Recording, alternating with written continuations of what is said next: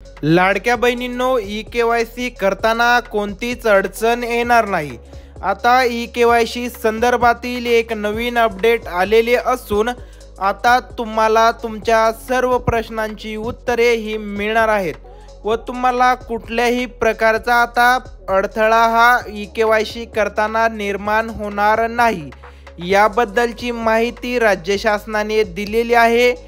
हीच माहिती आजच्या या व्हिडिओमध्ये आपण पाहणार आहोत. त्यासाठी व्हिडिओ शेवटपर्यंत पहा.